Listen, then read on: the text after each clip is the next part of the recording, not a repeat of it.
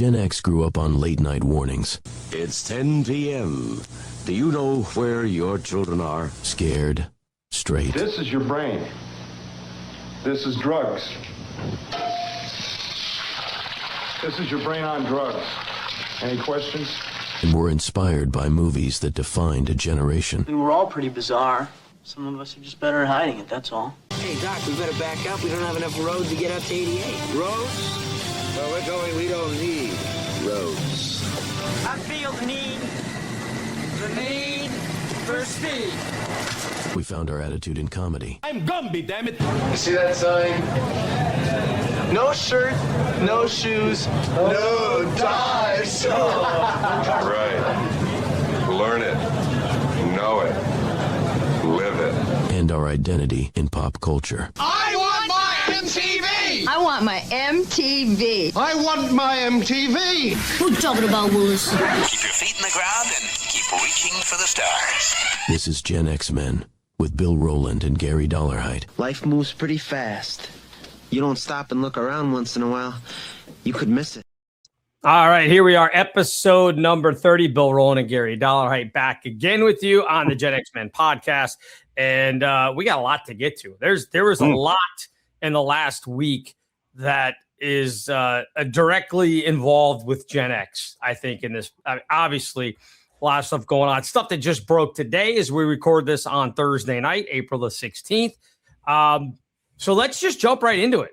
I would say it was a sad day in the last week, but the dude lived to 96. It's a hell of a run, right? He got up there. Sid Krofft of the legendary Sid and Marty Krofft Productions passed away within the past week. Of course, everybody who is of our age, although I did find out, Gary, in talking to Carrie, that she didn't know all of Sid and Marty Krofft's stuff, which I found fascinating that she was like, yeah, I don't really remember that. But really? You had that as well, though, right? There's some of these that I rattle off to you that you're like, I kind of know that, but I'm not 100%. So maybe part of it was like regional, whether or not you actually got their stuff. But let's just start. Land of the Lost. That was a big one for me, right? Absolutely. HR Pufnstuf, not so much. And I can't tell you why. I'm not sure if it was access or my parents or who knows at that age. So that's why it's kind of hard to say, well, was it regional? You were in DC. I was only 2.5 hours south. And that's the difference. It may have been a parental thing. Who knows? Well, let's give everybody a taste of what you're talking about with HR Pufnstuf. Let me full screen this bad boy. Is that coming through okay? Yes, we can hear it.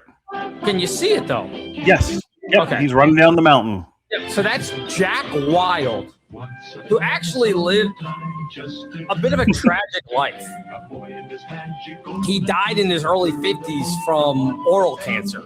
He was an alcoholic after he went through. He played in the musical Oliver and was also in this show, which was only 13 episodes, but it's amazing. Watch. This is incredible. Here's Witchy Poo.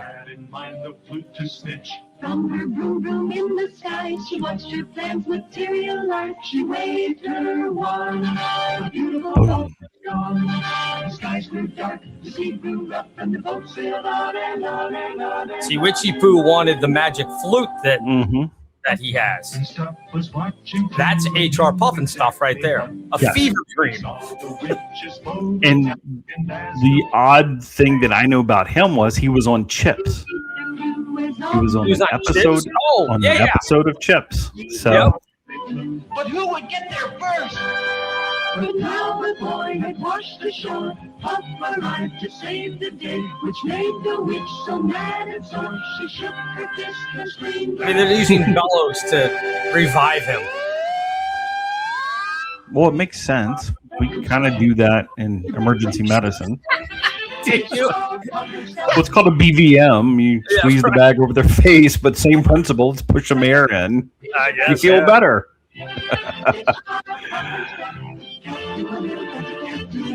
All right, so there you go. There's HR Pufnstuf. Mm-hmm. So, I mean, again, wild for the 70s. The big giant. He almost looks like Mayor McCheese, maybe. Mm-hmm. Maybe Big Mac, whatever. What was Mayor McCheese and Mayor Big McCheese. Mac was the cop, right? From the cop. McDonald's. In fact, someone is selling, just sidebar, someone is selling the playground Big Mac cop up here. That's awesome. It's for sale on Craigslist.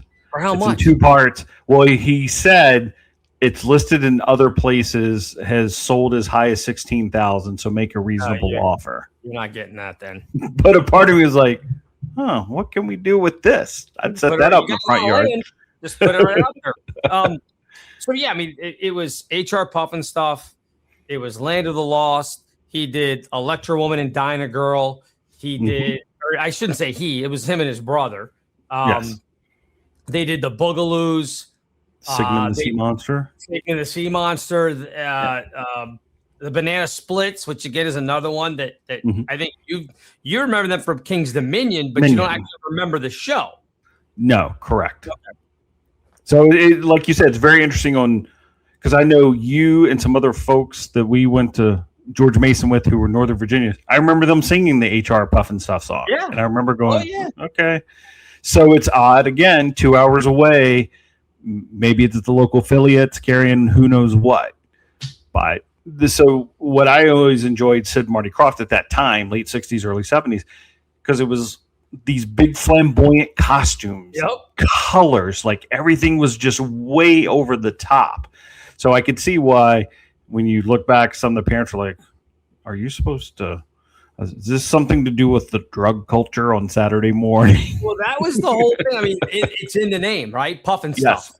I mean, it's in the name there. And you look at all the stuff that they did, especially HR Pufnstuf, but even Banana Splits, they did some space shows as well, which I didn't remember a lot of the space shows, the couple that they did.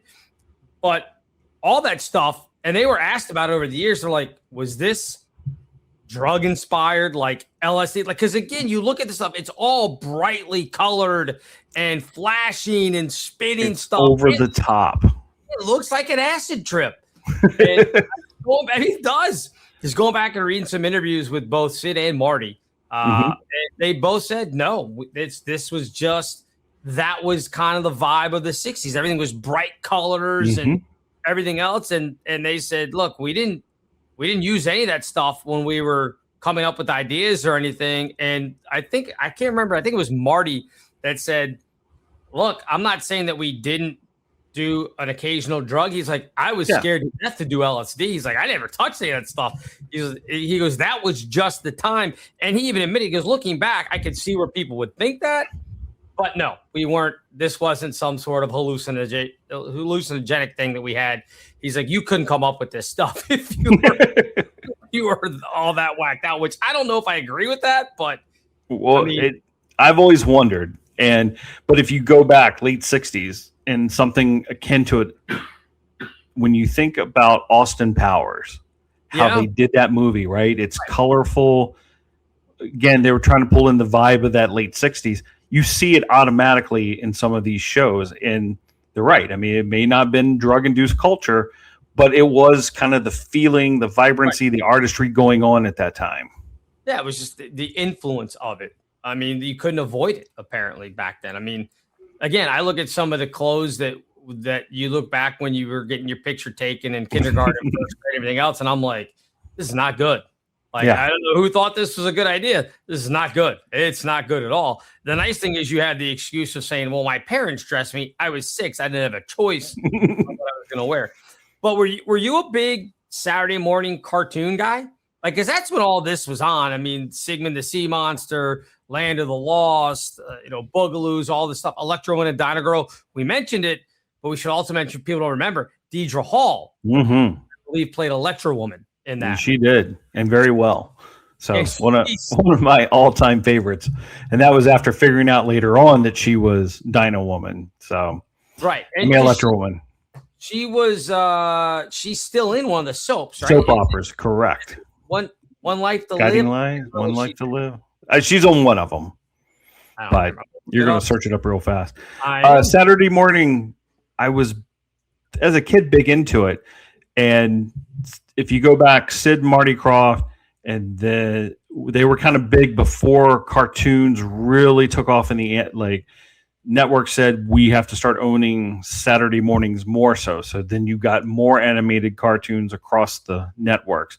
I mean, if you go to, I'm messing up today. I've had a long day. It's okay. Schoolhouse Rock. Schoolhouse Rock. Yes. Yeah. Like that is prime time for us back then, animation. But animation, I think they said somewhere that it was cheaper than doing these live action shows. Land of the Lost, I look at it and go, it's, there wasn't a lot of color.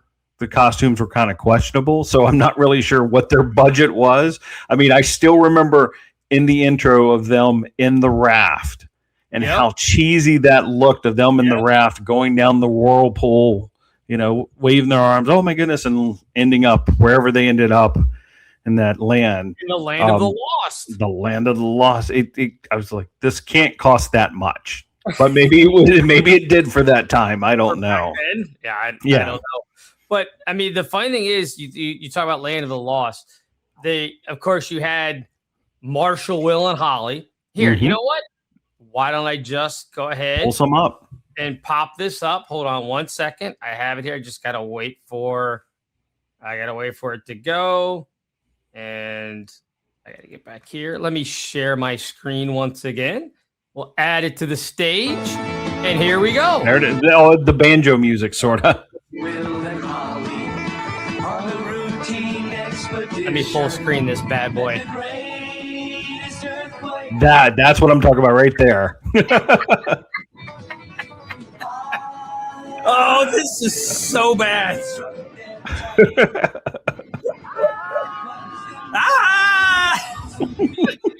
There he is, Sid and Marty.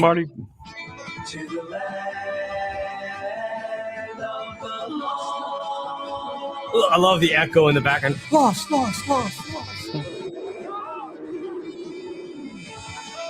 There's the T-Rex. His little tiny arms.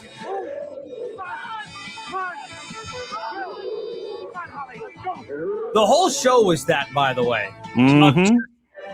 Of just the dad yelling, "Run, Holly, run." And we loved it. Oh, of course we did.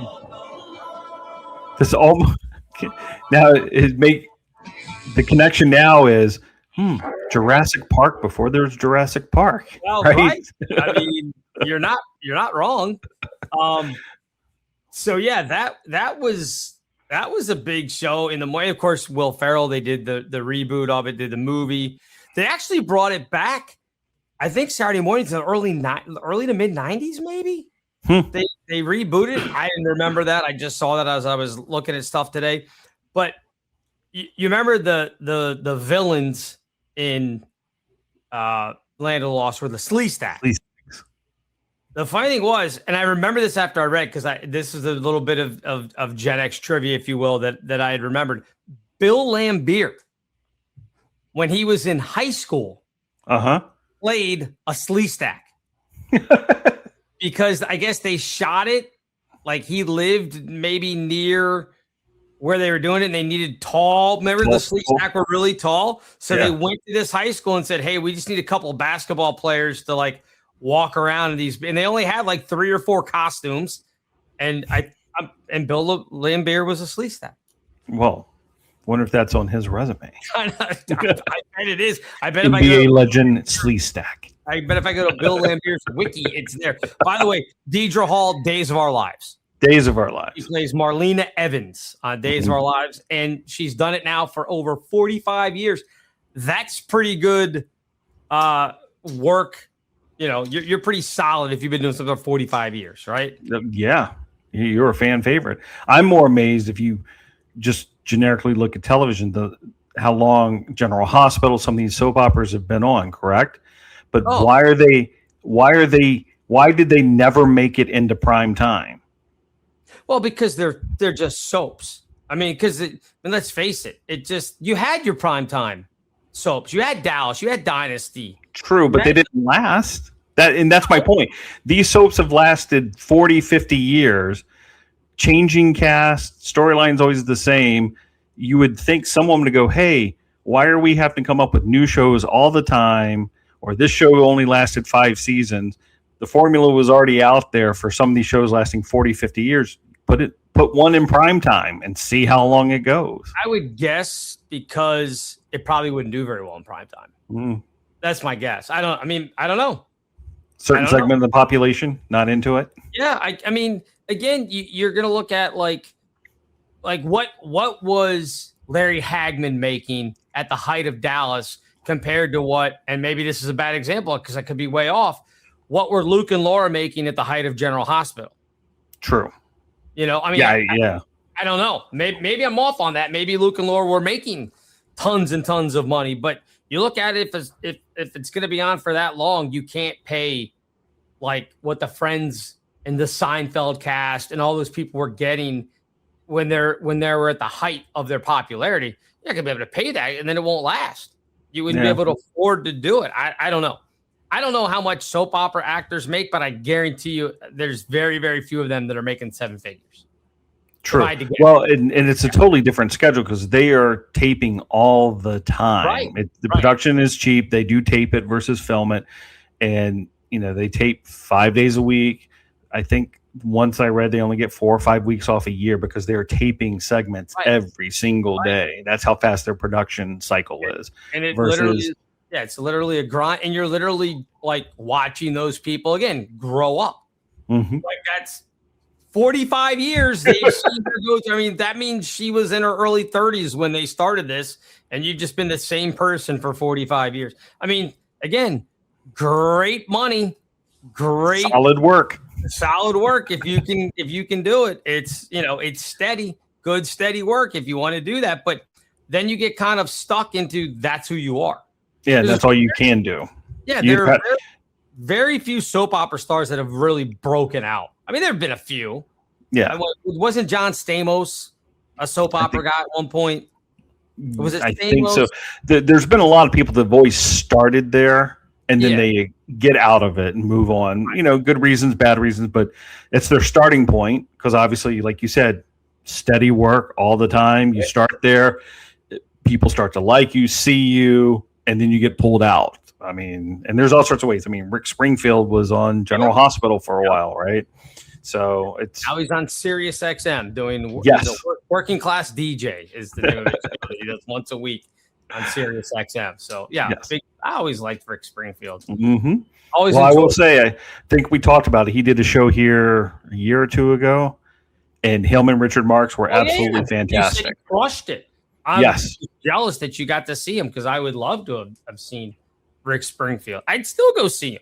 Mm-hmm. They're doing something in Cabo with like all the Rick Springfield and friends, and I'm like, I'm not flying to Mexico for that. You should though. If he came to the 9:30 club around here, I'd go. But now here's the question: Yes, would I be allowed to record the set? Because in this day and age, with all the phones and everything, you could probably record it. Correct. I mean, technically, no. They wouldn't want you to. But as you've pointed out, and I've seen it at shows, the phones come out and people are recording songs and everything. So I'm not quite sure how the artists feel about that. But, I mean, there's no way to police it. You just can't.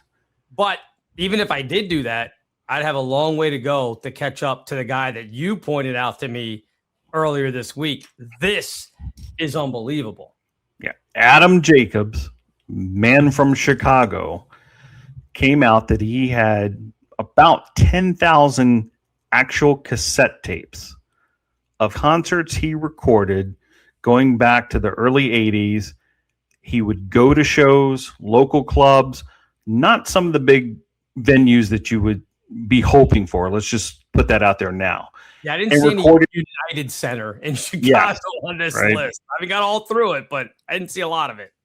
But over 10,000 cassettes, they're currently being downloaded into the Internet Archive by volunteers, and they're doing 100, 200 a month. These are full shows. You're getting things like one of the first Nirvana concerts, groups Depeche Mode, Tracy Chapman. You start going through this list, and again, this was before they were stars or big enough names that they were playing these smaller clubs. And of course, you could go in and I guess stand there with your Sony cassette recorder and just stand there, maybe even looking like what's his name? Cusack.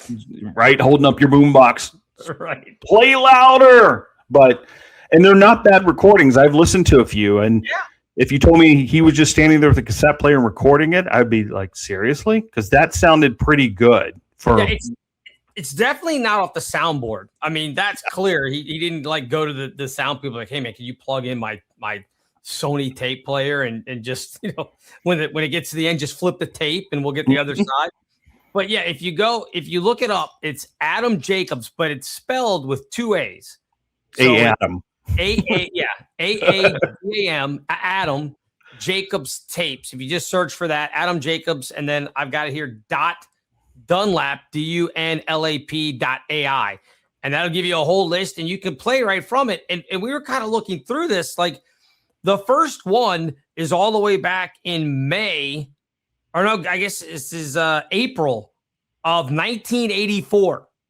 A band called Bugaloos.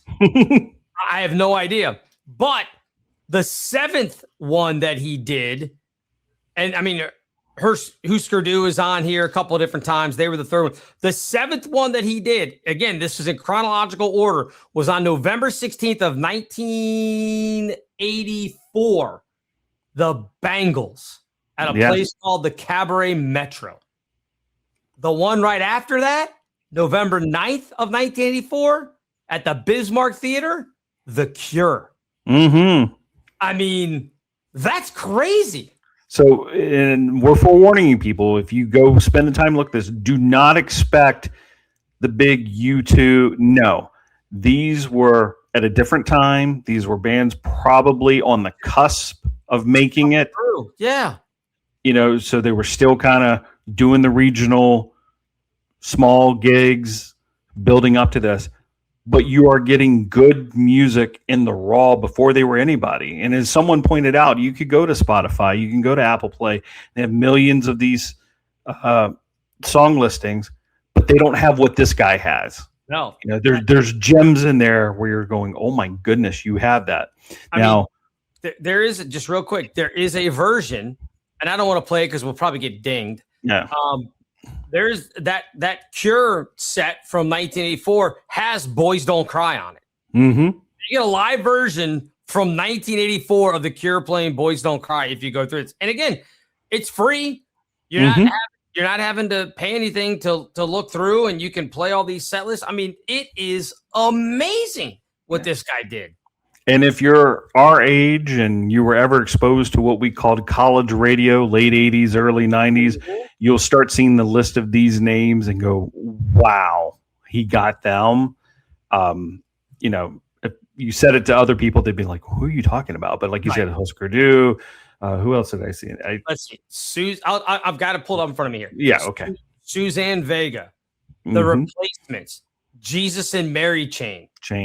Let's see, Sonic Youth, REM from, this is at the UIC, University of Illinois Chicago Pavilion on November 19th, 1986. Let's see REM if I recognize. We're going right to them. I didn't want to play that. That's the intro. I didn't mean to fire that off. I'm looking to see somebody who's a bigger REM fan than me might be able to pull out. Superman is on here. I don't really see, again, I'm not a huge REM guy, so I don't see anything else that would jump out at me, but Superman is on there. I know that was one of their big ones. So let's see who else. Midnight Oil. 1987. Mojo Nixon at the Coach Fair. And that was on July 1st of 1987. I mean, again, you go through this, and trust me, there are a bunch of people you've never heard of. Yeah, and Exactly. But I mean, who knows? They could still be good if you took the time to listen to it. You're not going to read the title and go, oh my God, I need to listen to them. But who knows? Maybe they were great for the time. Maybe they were on their way and got hit by a bus on tour or something and never made it. But some of these are gems. Like I said, you're going to go in there and find things from way back when and go, oh my goodness. Yeah, and there's a couple more from REM.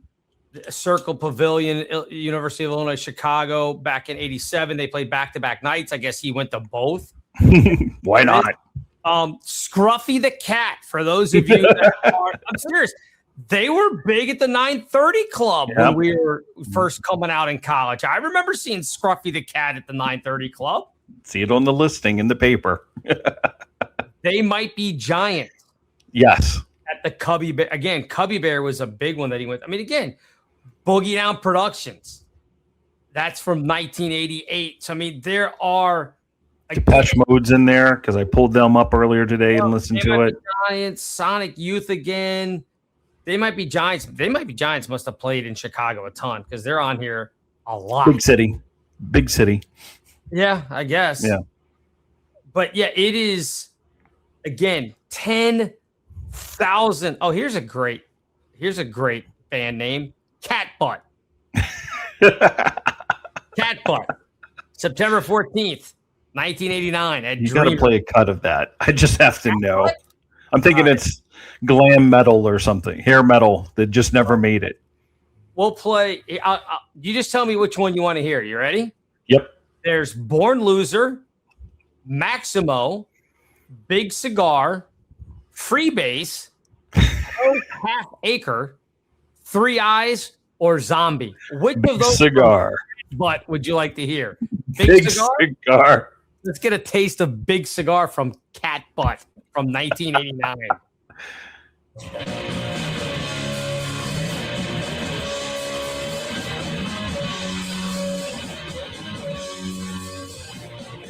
It's kind of what you expected.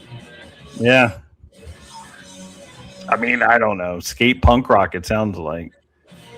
But I was seeing who else. Camper Van Beethoven. That's enough of Cat Butt. The Afghan Wigs. The Feelies. Yeah. The Cardigans. Fugazi is on here. I mean, the Cardigans that's a big one too. I mean, some of these I just remember because you and I doing college radio. That's where, the other people who may have not had that exposure wouldn't necessarily know these names. Right. Fish from 1990.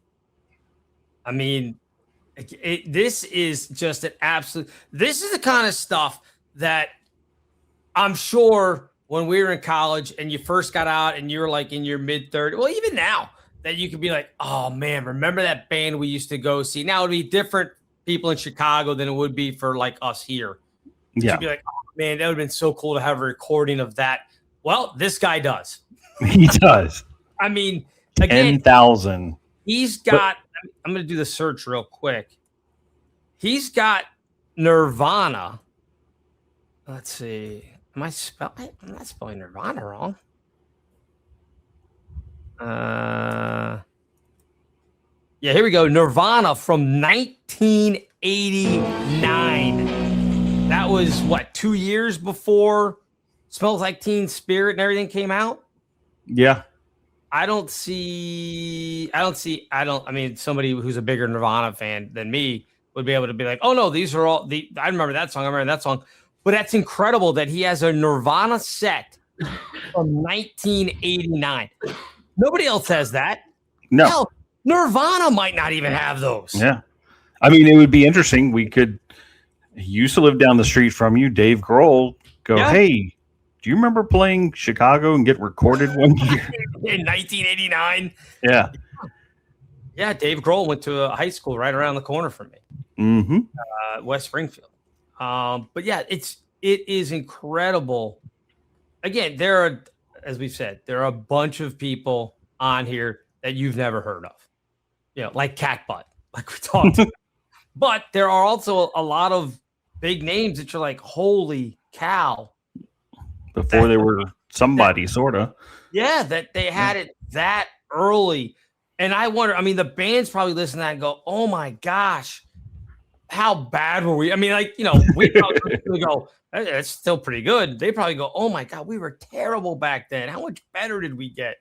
So I'd be very cool. And I'd be interested because you don't know who in some of these bands we never heard of actually went on to be in other bands that actually may have made it, right? Yeah. I haven't dug into it. Nothing was said about it because they were, going with the headlines of Nirvana and some of the others. But for all we know, there could have been a drummer, bassist, or something, one of these that we don't know who, what bands do. You leave one, you go to another one, and that's the one that makes it. So, yeah. But from a musical perspective, just what an amazing archive for a period of time to have, even if it's a band you never heard of. We're going to have this forever now, digitized, like you said, cat butt, forever immortalized on the internet, thanks to this guy. Let me see. I'm going to put in cat butt. Let's wiki them. I'm gonna just see if anybody knows who Cat Butt is. Maybe we're missing out on this. Yeah, maybe they're in their 50th year and we didn't know it. They only lasted 3 years. Okay. Cat Butt was a Seattle grunge band, 1987 to 1990, featuring David Duet, James Burdenshaw, and various other members over the time, including Tom Prince and Charlie Ryan. I don't know who that is. Bassist Dean Gunderson and drummer Eric Peterson. Well, good for them. Shout out to Cat Butt. I don't say Tom Prince sounds familiar, but can't place him at this moment. Cat Butt. But hey, they have a wiki. So what's this tell you? We've got their concert and they've got a Wikipedia entry, right? Yes. So they were sort of somebody. They weren't just, 5 guys who got together and lasted 6 weeks. No, they disbanded in late 1990. Officially. Maybe. Yes. Wonder if we should do the whole it's time to get the band back together. Get Cat Butt back together. Can you imagine the t-shirt? We need Cat Butt. Oh no. What will the neighbors think? Hey, but good for you. You picked their big release off Cat Butt #1, Big Cigar. You picked the one that was their big it, if you want to call it that. Should have been a programmer.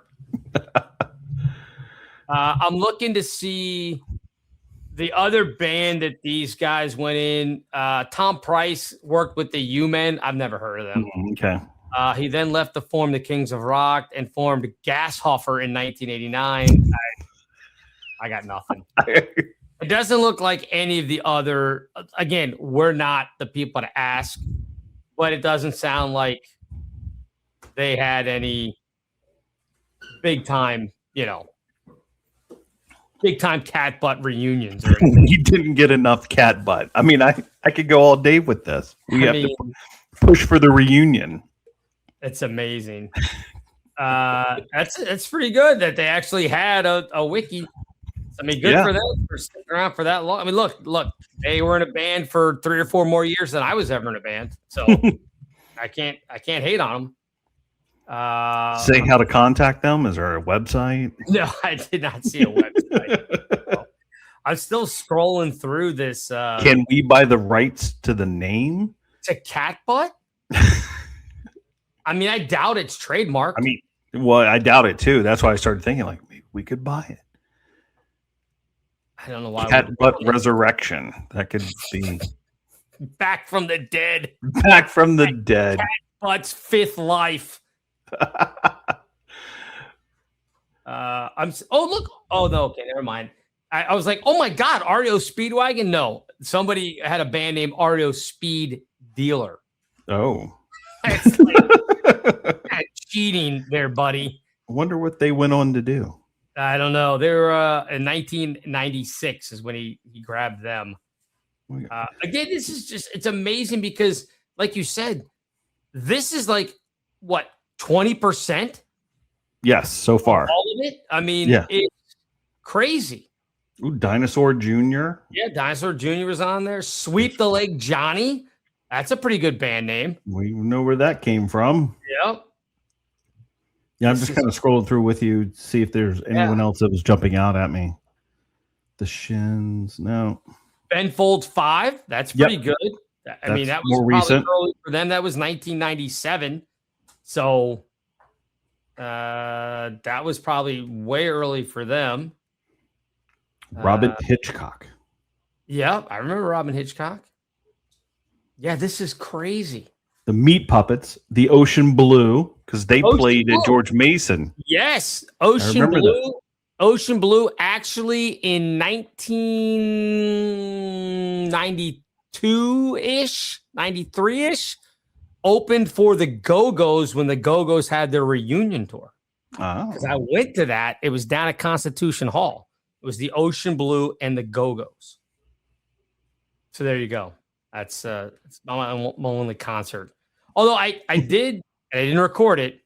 I did see, because when I was in college, I was dating a girl that was from Montreal. You remember, of course, Marie. And if she knew about Celine Dion before Celine Dion was megastar singing the Titanic theme song, et cetera, et cetera. And I remember our buddy Ted, who was the music director at the college radio station, could sometimes get tickets when bands were coming to town. He didn't like for you to ask him for tickets because he didn't like calling in favors. Not at all.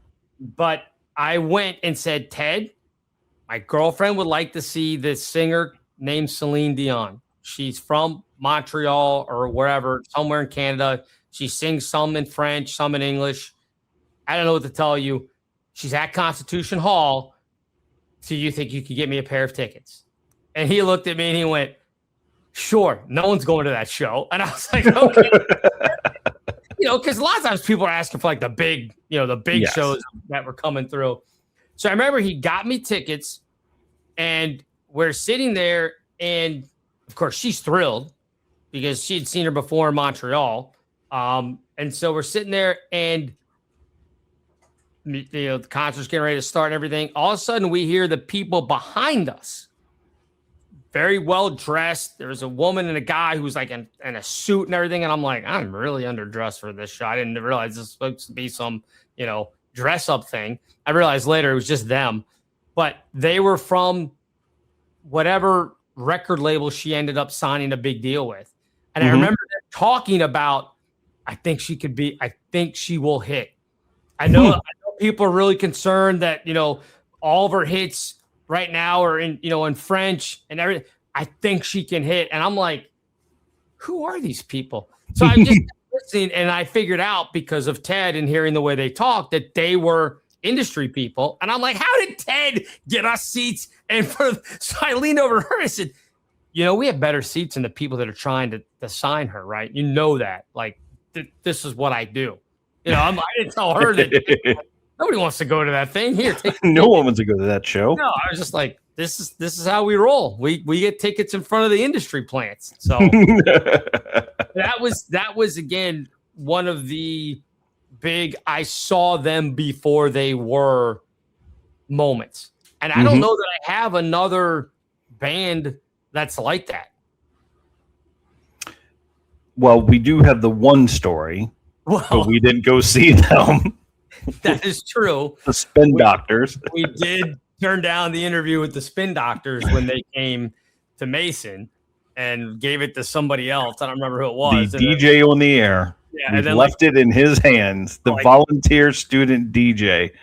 Hey, these guys are going to come by. Just talk to them. Just talk to them. And then I think it was maybe a month later. Yes. We hit and we were like, well, blew that one. Missed that one. Who else played? I mean, Red Hot Chili Peppers played at Mason. Yes. Because that's when Kiedis got in trouble. And got banned. For the essay. Yep. I'm trying to think who else was Digital Underground. With Tupac was at Mason, I believe, the one year. Run DMC. Run DMC was at Mason the one year. I think the Ocean Blue. These acts had already blown up in a lot of cases. I'm trying to think if there was anybody that was there that you were like, wow. And then like months later, they were huge. But I can't think of anybody else. Nothing stands out. Again, we missed the Spin Doctors completely. And it was all based on, and it's a terrible thing to say, it was all based on how they looked. And they kind of smelled. Let's be honest. Right? Well, for me, like I said, it was scheduled, if I remember correctly, there was a date or something I had to be at, and I decided the engagement was more important than them. Well, I feel like it was around, did they play Mason Day or something? I don't even think it was Mason Day. I think they were just in the area as part of their. Okay. Yeah. All right. Yeah, I don't remember. I just remember. I don't remember being specifically at Mason for anything other than the 930 Club. Yeah, that for whatever reason they were going to come into our student radio station while they were on tour. They were big on college radio. But that's the only thing I can think of is that they were playing at the 930 Club. Yeah, it was a club or something. Like I said, it was off campus. That's what I knew. And that's just made it even that much more odd. Like, I don't know. I'm not going to be here. And I can't remember who I passed it to, who passed it to someone else. And it ended up being, as we said, the volunteer student DJ on the air at the time. Congratulations. Hope he got a tape. Maybe he used that as his springboard. I mean, maybe. Maybe. Yeah, I'm trying to. I can't think of anybody else. Like we would go to the 930 Club. You would go down to the old Bayou in Georgetown, which is long gone. Even the 930 Club isn't at 930. Not the original 930 Club isn't at the same place. Like where we went to see people. That club's not there anymore. They've moved it. But yeah, those were kind of the two. The Black Cat, I guess. Sometimes you get out of the Black Cat. That's where Scruffy the Cat, I believe, played as well at the 930 and the Black Cat. I mean, there were some other spots as well, but it was mainly 930 in the Bayou early on. So yeah, but that there wasn't too much really in Virginia at that point. It was all DC. Oh yeah, you had to go into the district. You didn't really have the music clubs. I mean, they tried to do stuff there in Fairfax, but it never took. I mean, you would go every once in a while. Was it T.T. Reynolds? Yes. Would have bands out back or whatever. And then the place next to it, it was called what? Planet Nova at one point. It was called, I think, the Library at another point. I mean, it had so many different names that people used to go and watch, but nothing. I mean, obviously DC had the most of it. But yeah, other than Celine Dion, I can't think of this guy, again, going back to the Aadam Jacobs tapes, this guy was at shows like pretty much almost 3 or 4 times. Yeah. I mean, if you look at the dates, he wasn't it doesn't say, but it wasn't, he was a writer. It wasn't that he was a music critic. He was just hobbyist going to listen to music and recording it. Yeah, I mean, good for him to have the foresight to think, hey, I should record some of this stuff. I don't know why he thought to do it and then keep all these tapes after all these years. But it is an impressive thing. And again, there's a lot of, I'm not going to say junk because people are musically talented and that's awesome. And they got up there and, like I said, did their thing on stage and everything else. Whoa, what was that? That's the dog. He's unhappy. Stand by. Trooper. Right. Bring him in here. I didn't know the dog was with you on your. Yes. We should say you're not at home. You're actually on the road. I am on the road in deep southern Maine because I'm doing some teaching over in Portsmouth, New Hampshire. So I didn't want to do the super commute back north. Yeah, you're going across state lines then. Yes. Teaching at the Portsmouth, New Hampshire Police Department. Nice. And what are you teaching them? CPR. Okay. You're that certified? That certified. Good for you, man. Yeah. That's good. That's good. But yeah, for this guy, again, Aadam Jacobs, wherever you are, fantastic. This is a treasure trove. Again, if you're Gen X, because this is a lot of, again, the bands that we kind of, again, starts in the mid 80s. So you're seeing a lot of bands, and there's a lot of, like you've said, a lot of people that you've never heard of on those lists, but the gems of, again, Nirvana in 1989. That's incredible. You've all the Midnight Oil, all of those. It's amazing to have that look back to kind of, again, see how their sound got shaped and everything else. So good on him. That's incredible. I want to dig more into this guy because the couple recordings I listened to, like you said, it's not coming off the soundboard, but it's fairly clean. So I want to know, hey, what tape deck did you use? Did you have an external mic? Did you just stand there for 2 hours with the old plug-in microphone just standing there? Or I thought, and maybe somebody's just being, facetious or whatever, but I thought somebody said that he basically had it in his pocket. But maybe I can't imagine the sound being that good if he just had it in his pocket. And especially if it was going to be low, you got people in front of you. So I wanted to get a sense of that. And the other thing I like on some, at least the site I saw, they have a picture of the actual cassette tape where he hand wrote what the songs were. So you can see the cover versus it just being some weird logo or something generic they stuck in. So it'll be a picture of the tape and a picture of the insert, and you can see the handwriting of what each track is that they've digitized. So, I mean, even just seeing it that way, I think is pretty amazing.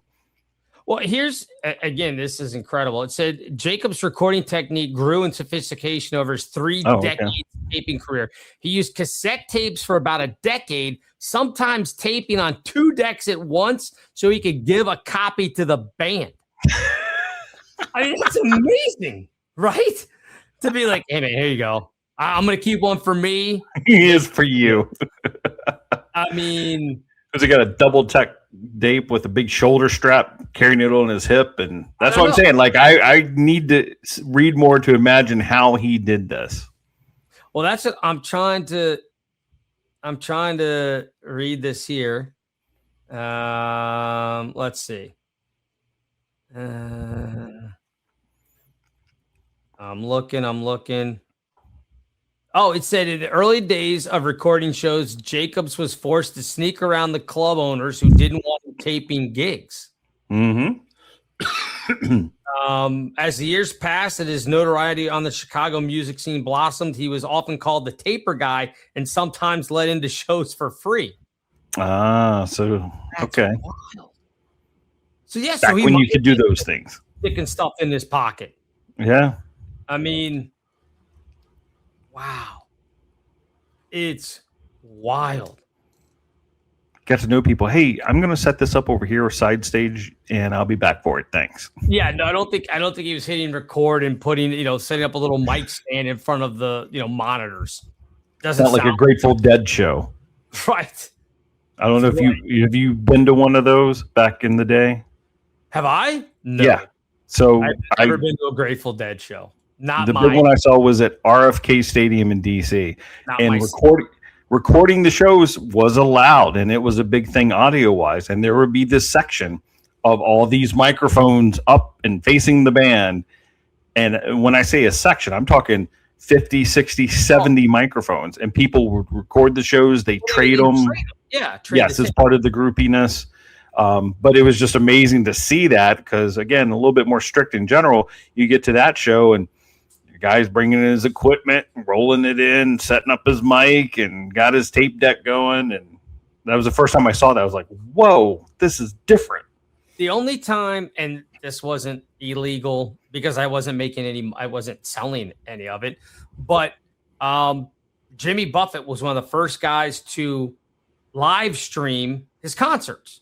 So if he was playing in Colorado, let's say, but you wanted to sit back, have a drink, and listen to the concert, you could go to his website and they would stream the show. It wasn't video. It was just audio at that time. Later, they added video to it. And you could just sit and listen to it. It was cool. So the only time I did it, of course, we had what was then Cool Edit Pro. It might have been Adobe Audition by then, but you could basically program like a VCR, for lack of a better word, like the Adobe Audition to start at a certain time and then end at a certain time. So before I left for one of the local shows, I set up my Adobe Audition. I think it was either jimmybuffett.com. I don't think it was margaritaville.com yet. It might have still just been jimmybuffett.com, whatever it was. Had it streaming when I left, and I had Adobe Audition up and, timed out.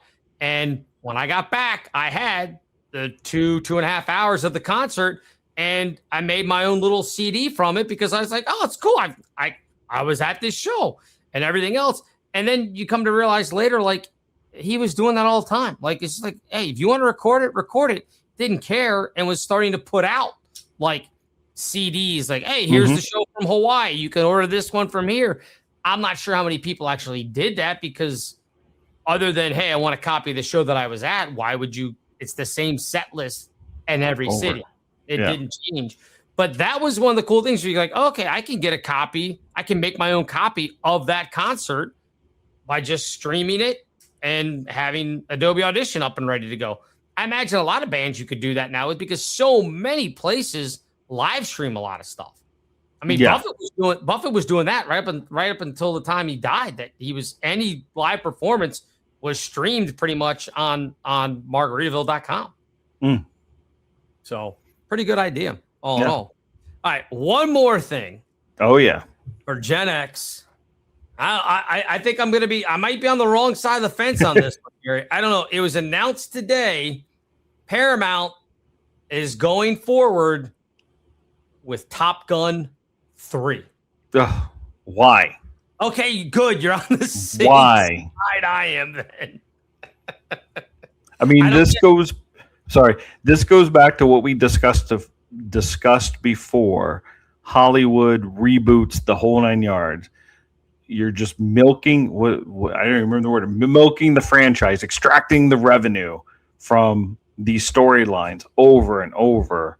And again, they come out with it. I'm sure there's going to be enough people that will pay the money to go see it to figure it out. But as you and I talked earlier, the story's done. I'm not sure what more we need from this story from Maverick. Right. What else can you basically squeeze out of this thing? Well, that's what confused me, because Maverick was the perfect ending, right? You get him the redemption story, another successful mission, if you will. He gets the girl at the end. He repairs his relationship with his best friends. It was all there, wrapped up in a bow, done. Closing credits with the great song from Lady Gaga. They go off this. It was done. The story was done. That's all we needed. I don't know what they're going to come up with for 3. Yeah, I don't know. And again, it's hard to argue with doing another one when, as I look at it here, the box office globally in 2022 was $1.5 billion. I mean, hard to argue with that, right? Like, if you're making $1.5 billion, it's hard to say, yeah, we shouldn't do another one. Well, that's the thing. Paramount is not doing it for the artistry. Well, no, of course. So then let's just, as we said, let's start there. You said 1.5 billion. That's what the people at Paramount see. Hey, maybe we can get 1.1. Who knows? That's what they're going after. But the question is, because again, and if you disagree with us, it's fine. Would love to know. Yeah. Drop a little comment there in the bottom, whatever it is. Is our generation, because we were glad to go back because it was 1986. We were both 15 or turning 15, that year, whatever it was. We were glad to go back to it because there were some storylines you could tie up and all that kind of stuff. Felt bad for Kelly McGillis. Didn't get to, right? I'm getting that name right. Yes. There. Yep. You have it right. And she wasn't back for round 2, but let's face it, she kind of gave up. It was not good to her as far as being a movie star goes. True. We'll just leave it at that. I don't know that they would have been able to pull off her still being his love interest 30 some years later or whatever it was. Actually, I guess it was more than that. It was almost 40 years later. 40 years. So what are you going to squeeze out of this, though? That's the thing.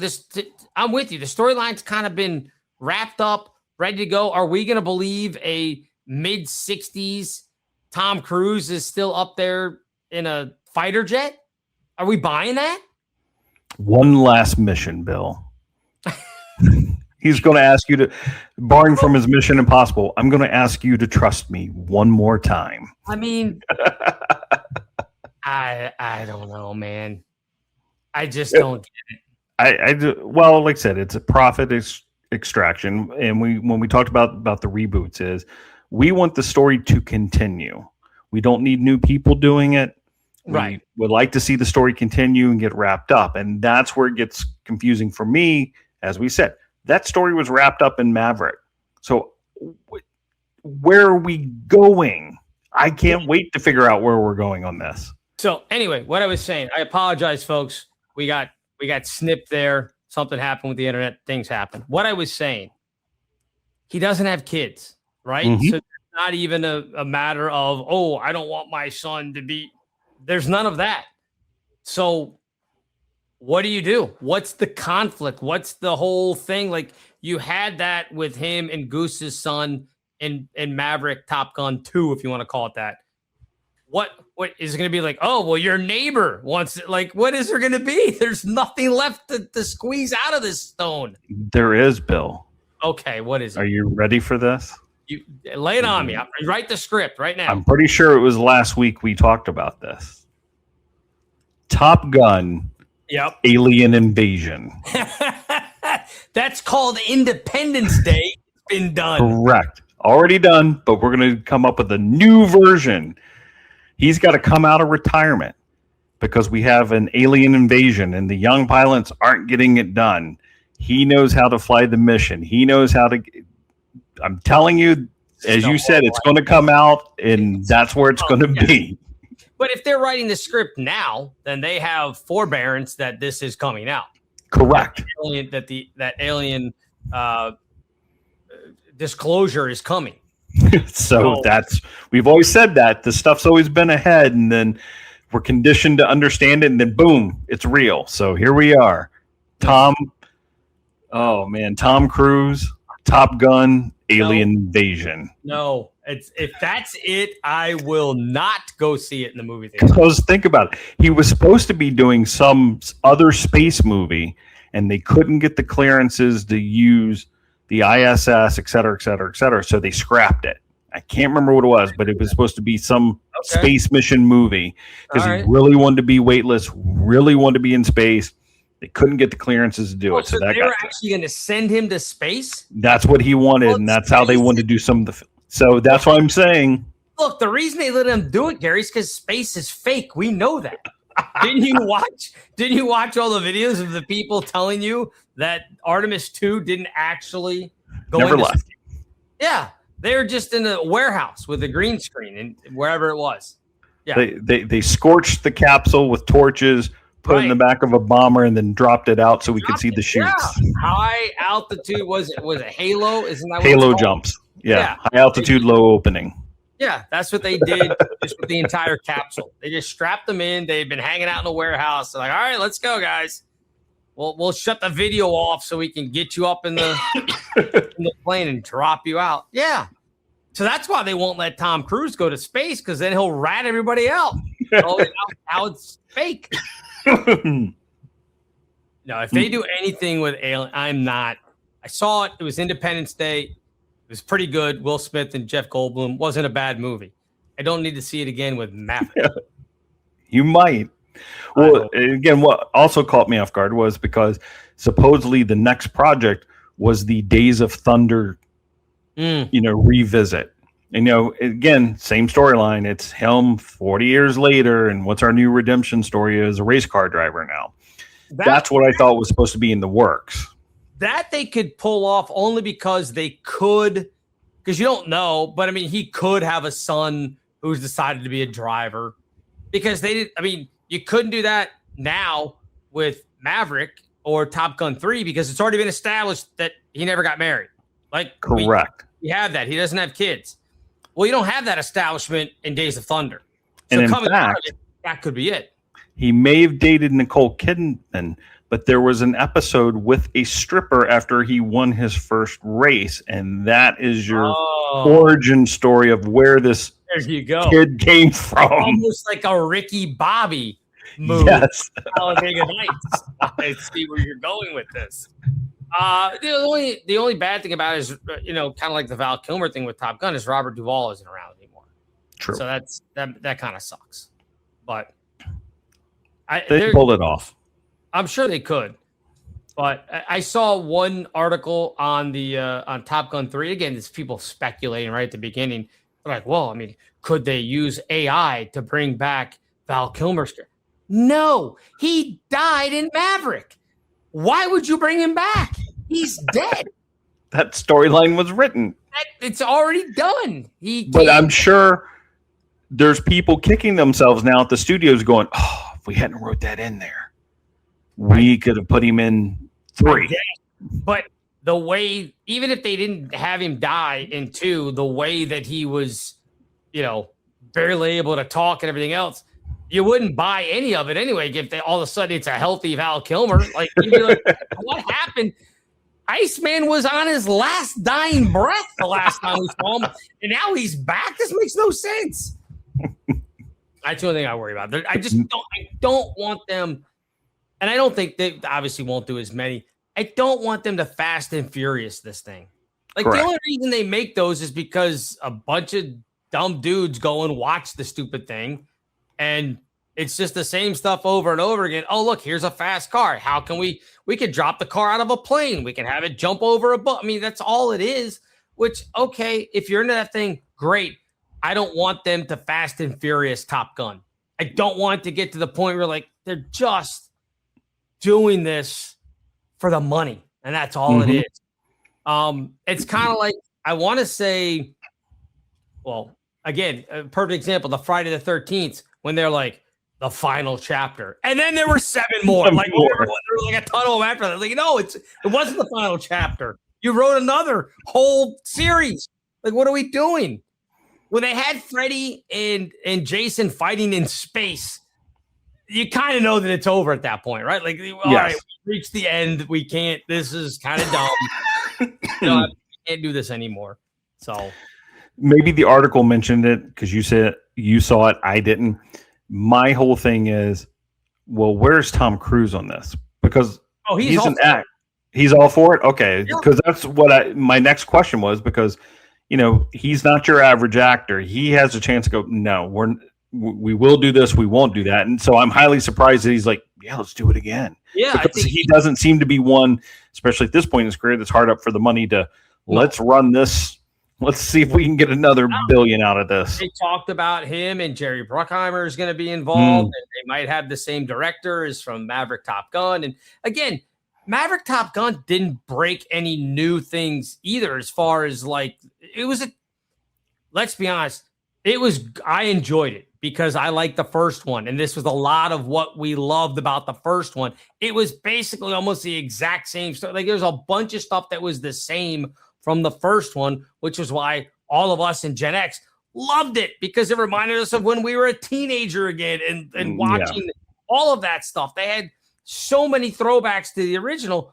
You've done it. Thank you. We appreciate it. It gave us our bit of nostalgia. We loved it. Don't ruin it. Don't ruin it.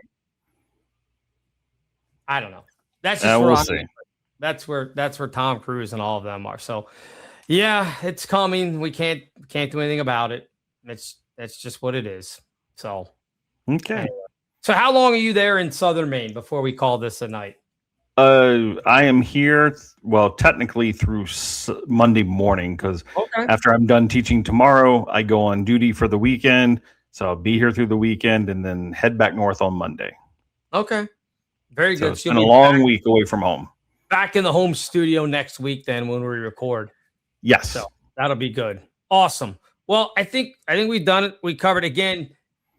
RIP to Sid Krofft.